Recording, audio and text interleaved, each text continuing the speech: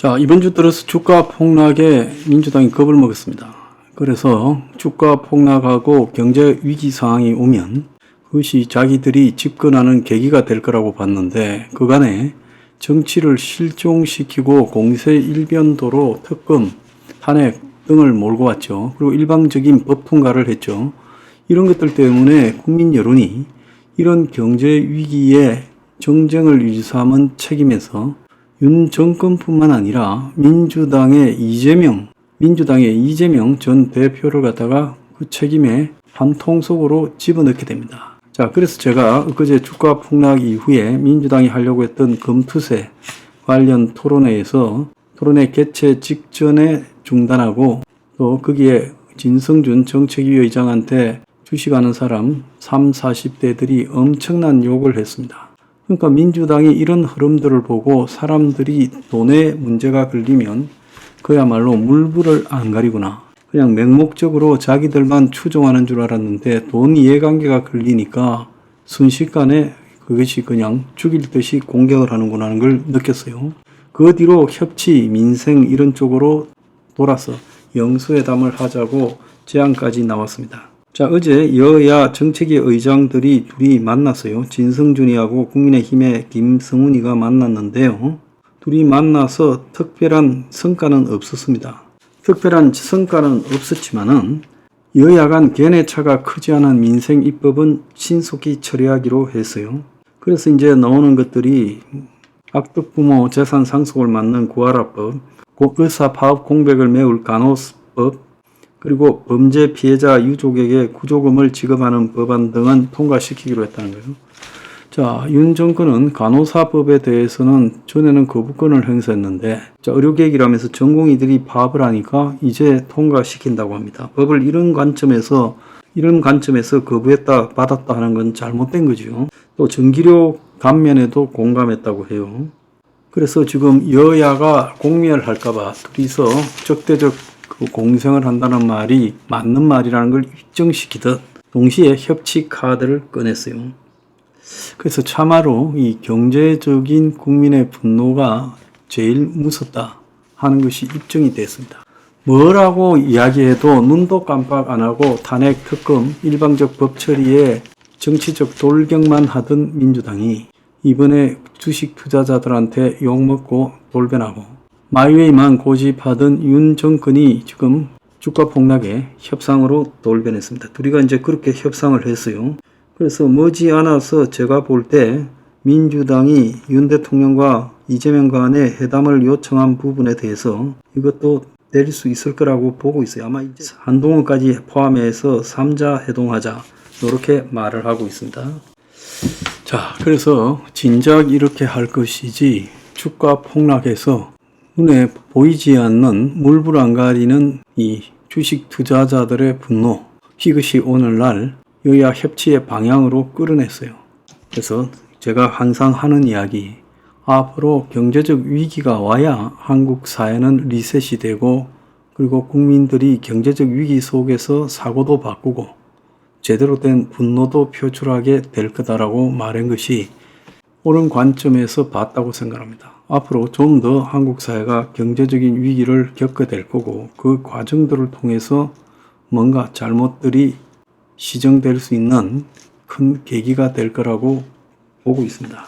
근데 민주당이요, 강령의 기본사회, 이재명의 기본사회를 못 받기로 했어요. 이게 무슨 시진핑이가 임기 3번째 들어가면서 중국몽이라고 시진핑 사상을 중국 공산당 강령에 집어넣은 거하고 뭐가 다릅니까? 민주당은 그대로 있고 당의 대표들은 오고 가는 거예요.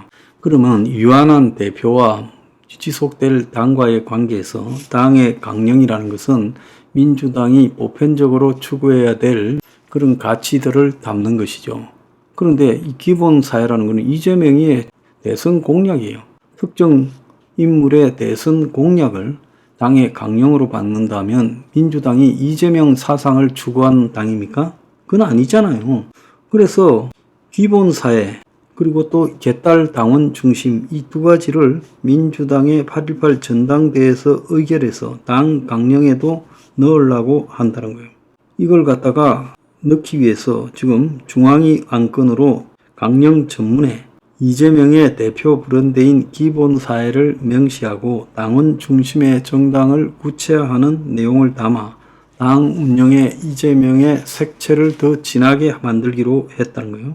자, 기본사회라는 것은 이재명이가 성남시장을 할 때 기본소득, 기본주거, 기본교육, 기본금융, 기본의료 등으로 그야말로 보편적 복지를 추진하겠다. 뭐 이렇게 말한 거죠. 이 기본사회라는 것은 그야말로 한국 사회에 제대로 토론된 적도 없고 기본사회를 지향하는 데 필요한 엄청난 예산을 누가 낼 것인가. 이 부분에 대해서도 논의한 바도 없어요. 다만 이재명과 그의 참모 몇 명씩서 이야기한 것 뿐이고 아직도 사실은 이 기본 시리즈가 불명확합니다. 도대체 기본 주택은 어떻게 공급하겠다라는 거지. 기본적으로 통장에 얼마씩 꼽아주겠다라는 기본 금융은 어떻게 하겠다는 거지. 일종의 새로운 가치적 이념이라 하면 그 가치를 추구할 수 있는 바탕에 전부 돈 아닙니까? 돈은 어디에서 만들 것인가 라는 것까지 포함해야 그것이 가치의 완결성을 이루죠. 그래서 제가 말하는 스포 15조나 5+3에는 돈을 나눠주자는 내용은 하나도 없습니다. 지금 돈을 만든다라는 것이 불가능한 시기이기 때문에 돈을 그다서 돈으로 나눠주자라는 이야기는 하지 않아요. 다만 사회 시스템을 고치자라는 이야기만 하고 있죠. 그래서 외노자 대처 국산 노동자를 하자라는 부분에는 돈을 플랫폼에서 걷어야 된다고 제가 구체적으로 명시하지 않습니까?